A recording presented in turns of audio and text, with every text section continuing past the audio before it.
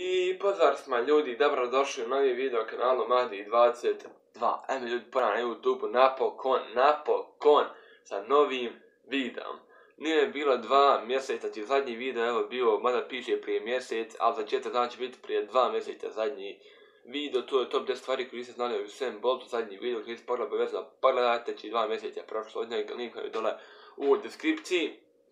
Ljudi, 29. kako se dešao ovaj video, meni nije bilo 2 mjeseca puna, znači septembar, čitav tu nisam bio, najviše zbog škole, najde tek je počelo bila škola, pa ide online, pa gore sam išao u školu, pa dok se sve tu stabilizovalo, lekcije, ovo sve načinu novo, pa znači zaboravio sam bukvalno na YouTube, da i kako i postojim tamo. Evo došao oktobar, evo prije koji dan skontam, rekao viš, mogu bi sad snimiti, evo hajde napokon nađem noć, evo ja noć je, da snimim, rekao napokon nešta.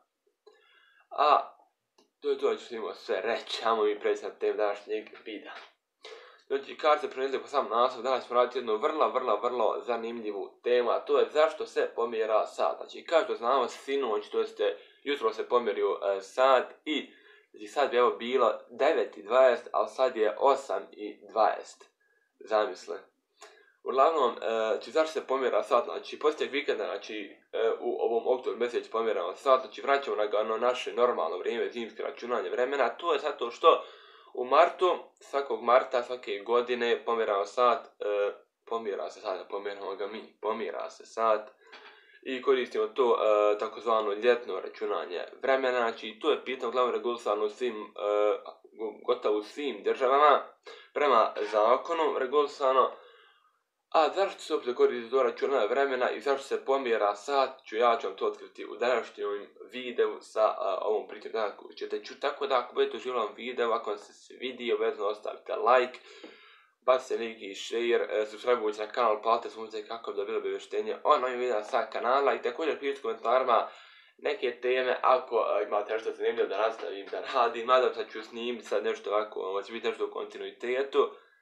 Vidjet ću ako mogu snimati, ako ne bude, navikli smo svi. Uglavnom, uživajte ostatku videa.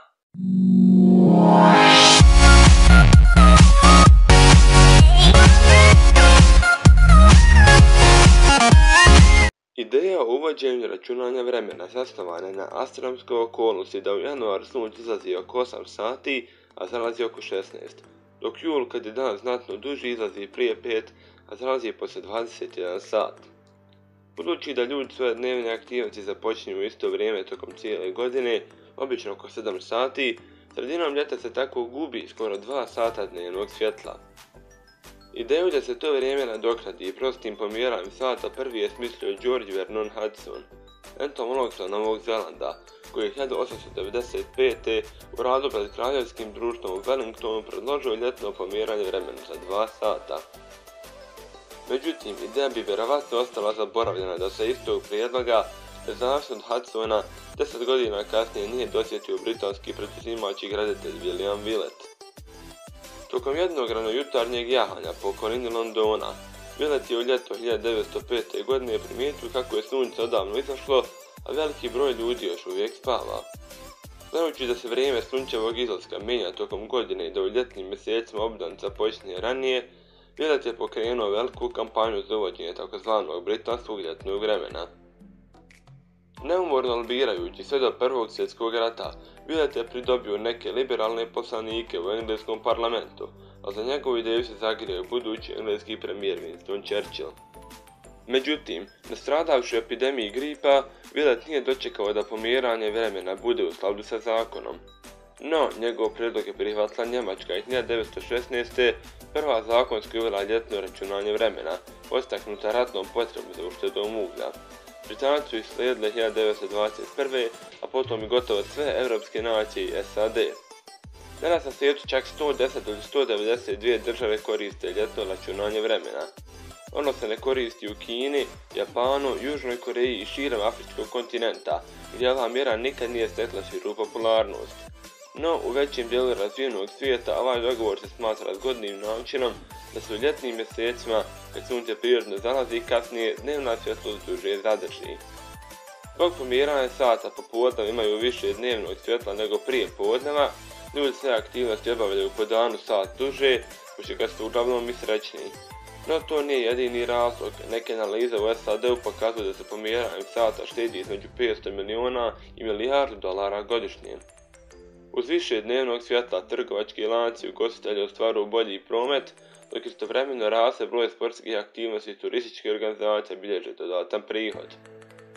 Zanimljivo je i da se broj saobraćajnih nesreća smanjuje za oko 1%.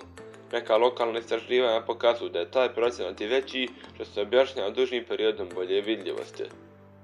Uz to, manje energije se troši na osvjetljenje i grijanje, čime se tokom dužeg perioda, a prema istraživanju Američkog ministarstva energije, postižu energetske uštede između 0,5 i 1%.